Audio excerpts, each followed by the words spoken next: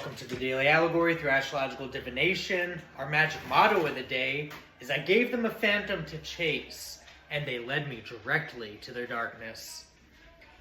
Today's story is about a calculating protagonist who realizes years before the attempt is made that a hidden circle has been quietly preparing for his removal. So instead of fleeing, he constructs a flawless false self and lets his enemies chase it like starving animals. As they obsess over the illusion, every move that they make exposes their psychology, their crimes, loyalties, and weaknesses, until the hunter becomes the mapped and measured prey. What begins as a shadow war of surveillance, deception, and quiet manipulation spirals into a dark psychological thriller about ego, obsession, and the terrifying power of being fully understood, because in the end, the most fatal trap isn't being watched, but it's being known and observed entirely. Today's story, in honor of the convergence of Saturn and Pluto, closing a very long cycle since 2020, today's story is called The Convergence House. By the time they understood they had not been hunting a man, but wandering inside a mind built to survive them, it was already too late. It began years before the first overt act, before the first staged accidents, the false concern, the triangulated pressure, the quiet effort to wear a life down until land, money, leverage, and silence could be extracted from it like marrow. In public, the group moved with the ordinary masks of civic decency and practiced innocence. In private, though, they were a lattice work of appetites. Forged papers hidden inside routine correspondences, money routed through small hands and family hands, favors purchased with sex, piety, and fear. We had names traded like currency, loyalty measured by who would lie fastest when the time came. They believed in the old arithmetic of predators, that if enough people circled one person, that one person would eventually lose shape and collapse. Or so they thought. They did not know he had seen the design long before it touched a visible world. He understood the instinct to erase before they even did. That was his advantage. There are men who defend themselves with noise. Men who rush to confront. Men who make the fatal mistakes of believing truth alone is enough to save them. He was not one of those men, though. When he recognized the early symptoms, the softened inquiries, the probing through third parties, the peculiar accidents and timing, the social engineering disguised as concern, he did something stranger. He disappeared without leaving. He built a second self. Not a disguise exactly, something more subtle, something less noticeable, a behavioral architecture. A plausible mask calibrated so precisely to their expectations that they could not resist it. It was a version of him that could absorb scrutiny, bait obsession, and feed their confidence while revealing theirs. Around that fiction he constructed an invisible grid, habits noted, timing tracked, patterns cross-referenced, loyalties tested, speech analyzed, because even liars have a pattern recognition in their speech patterns and tones, tempos, and deliveries. Absences logged, contradictions filed away. Every glance became a datum. Every rumor an index. Every friendly warning a leak from somewhere deeper. He gave them enough of a silhouette to pursue and then watched what pursuit transformed them into. The astrologer, if she was an astrologer at all, had once warned him that the season approaching his life would not behave like fate in the sentimental sense. It would behave like pressure. The chart had been full of collisions. We had Sun in Aries, identity under assault, survival through directness, the soul forced into war simply by being itself. Could you imagine attacking somebody by them being authentically themselves? That would be crazy. How dare you hate somebody for just being themselves? That's weird. Sun square Jupiter in the 6th, enemies growing, swollen inside the machinery of daily life, excess disguised as service, and routines turning predatory. We've got Sun conjunct Saturn in the 7th, partnerships hardening into contracts, open adversaries wearing the face of obligation, consequence arriving through other people. Sun conjunct Neptune in the 9th, belief itself becoming a fog, religion as a camouflage. Like fake Christians. Higher ideals used as a laundering mechanism for filth. Sun sextile Pluto in the 10th, the hidden hand near power, exposure ripening behind reputation. That's like a doctor forging a document to help somebody do something illegal and losing their license and putting their entire career and life in jeopardy based off of something that they concocted through a third party, banking on their plan going through. That would be stupid. Sun trine Lilith in the 12th, the ancient shadow favoring the one who knows how to remain unreadable. The exiled instinct becoming protector in the unseen house. Lilith favors sovereignty. He had listened more carefully when she traced a deeper pattern. We had a North Node, Mercury, and Mars stellium in Pisces. Destiny moving through whispers. Through the waters, conflict through intuition, enemies undone. Not by force, but by their inability to comprehend a mind that did not announce its calculations. And opposite that, we had a wound set on fire. Neptune, Saturn, Sun, Chiron, and Venus, all in Aries. Illusion fused with discipline, charisma fused with injury, love weaponized, pain made incandescent, and identity tempered through attack. This isn't a chart, she had told him, staring too long at the convergence. It's a psychological battlefield disguised as a life. He believed her only after the dreams began. In them, the house always appeared first, a black structure at the end of a drowned road. Sometimes it looked like a church, sometimes a courthouse, sometimes an ordinary home with too many lights on and no visible source of power. Inside it, though, stood rooms filled with documents whose signatures changed when touched. Hallways narrowed and widened according to who was lying. Mirrors showed not faces, but motives and intent. And beneath the house, deeper than a foundation, he would hear the slow mechanical turning of two vast celestial weights grinding against one another in darkness. Pluto and Saturn. Not as planets then, but more as principles. Burial and judgment, death and structure, power and punishment. Their convergence became the story's hidden clock. Something old was being compressed. Something old was awakening. Something corrupt was being stripped to its bone design. The group mistook their delay for safety. They always did. They believed consequence had failed to arrive because it has not yet become theatrical. They never understand that the darkest forms of reckoning begin by observing.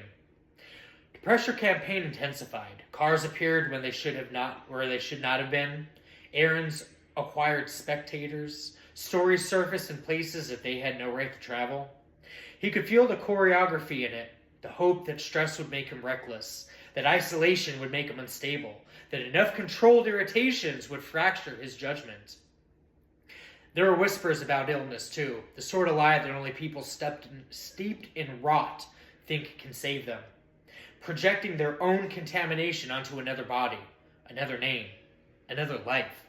That's like getting an STD and blaming somebody else for it because you would rather blame other people because you're absolutely disgusting and own your bullshit and have everybody thinking that one person did this to you, when in fact, that person is totally irrelevant to the scenario because they've never had it or been treated for it.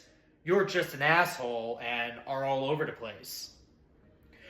He traced that lie to its source the way a coroner traces hemorrhages under the skin. It led through a woman who wore sanctity like expensive perfume. Streetwalkers. Through men who performed authority with rented souls. Dirty cops. Through family arrangements so incestuous. People who sleep with their relatives. And their loyalties that they no longer distinguished affection from conspiracy.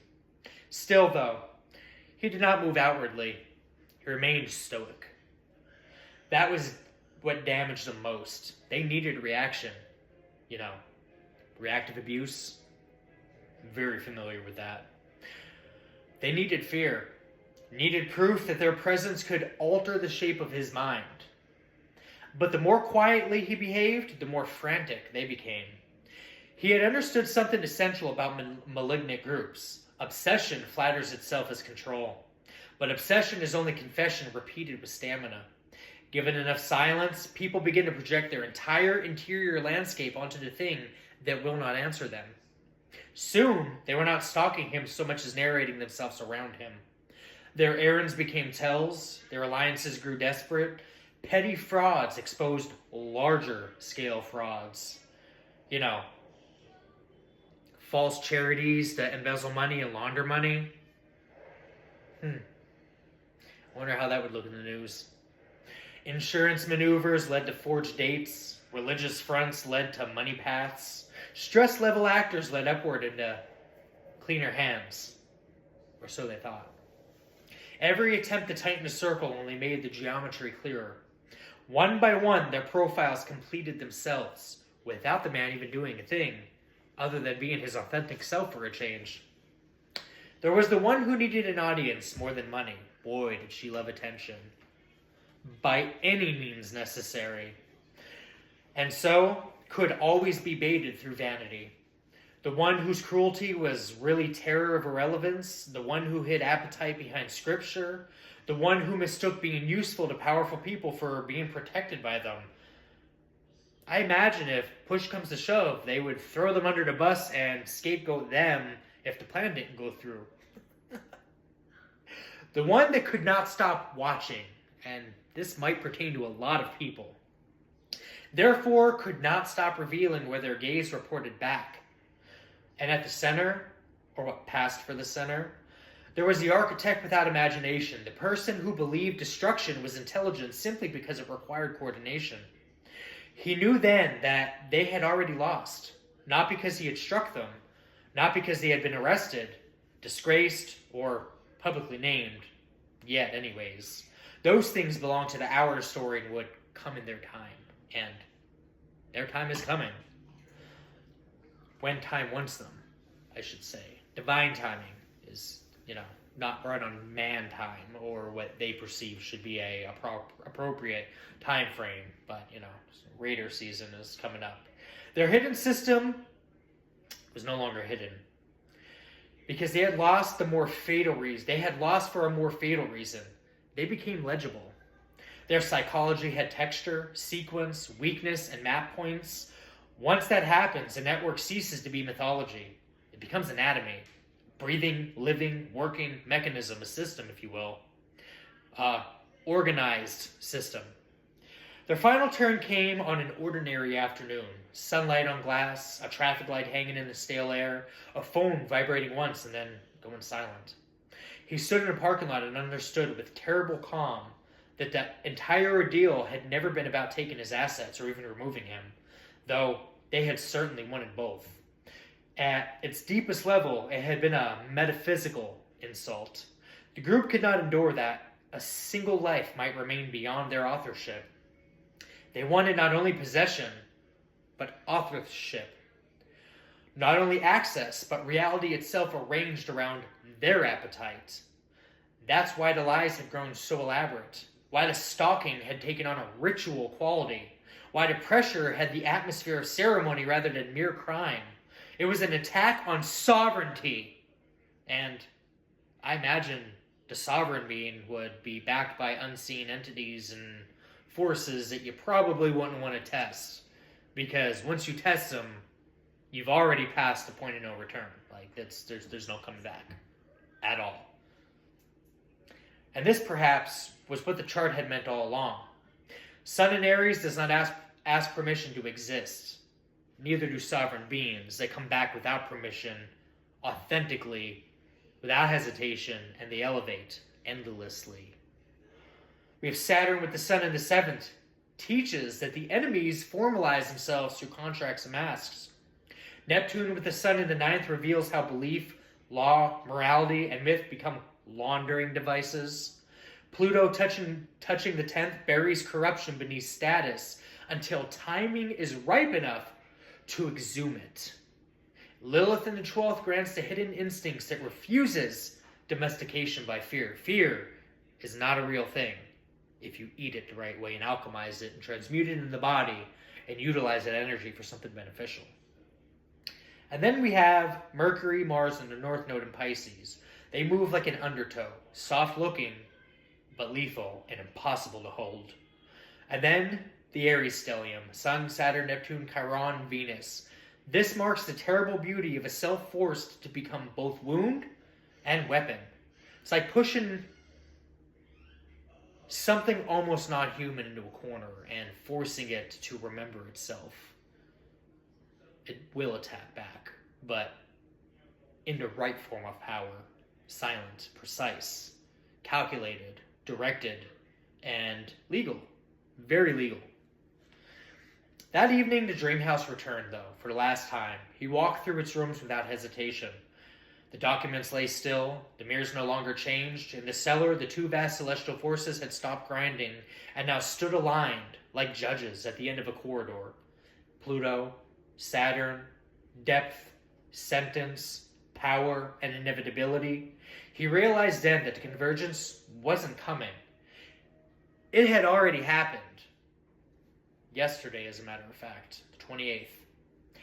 Outside, somewhere in the waking world, phones were still buzzing, people were still watching, rumors still moving through contaminated mouths, but the hidden architecture had shifted, just enough to feel.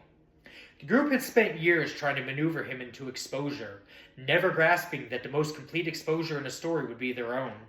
They had chased a silhouette and built a shrine to the fiction of their superiority, while the real war had taken place far above their methods and far beneath their understanding. In the morning, he woke with a strange peace and the old certainty sharpened into iron. Some people think that the game is won by the one who follows, corners, and pressures. It's not, though. It's won by the one who lets predators mistake access for advantage until they have explained themselves so completely that ruin no longer needs to be invented for them. It only needs time. And somewhere, beyond institutions, beyond their petty clandestine theater, beyond all the little false sanctities they use to perform their corruption, something immense had already finished weighing them. Anubis' scales, and Amit has entered to begin the devouring. We're going to end this with the invocation of the Convergence House.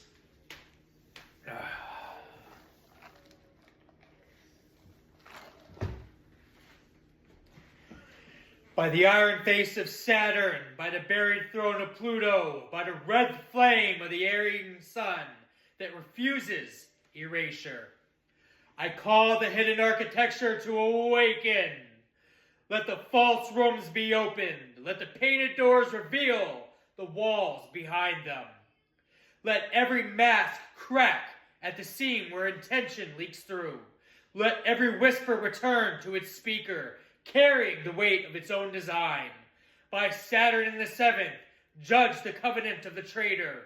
Weigh the smile that concealed the contract, and bind consequence to every hand that mistook proximity for power. By Neptune in the 9th, drown the counterfeit altar, unveil the piety that launders appetite, strip the holy language from every mouth that blessed corruption in secret. By the sun in Aries, anoint the sovereign flame, that the marked one be not diminished by the shadow games, nor bent by coordinated malice, nor authored by the hands that sought to overwrite destiny. By Mercury, Mars, and the North Node in Pisces, send the undertow of truth beneath the floorboards. Let institution become a blade without sound. Let hidden routes surface in dreams. Let every scheme dissolve in the waters that remember what men tried to bury. By Lilith in the 12th, keeper of the unspoken chamber, cloak the spirits from predatory eyes, yet uncover the anatomy of those who watch with hunger. Make their obsession a lantern against themselves. Make their fixation a map in the hands of judgment. By the wound in the fire, by Chiron and Venus and Aries, consecrate pain into discernment. beauty into war clarity, and memory into a seal no deceiver may pass through unmarked.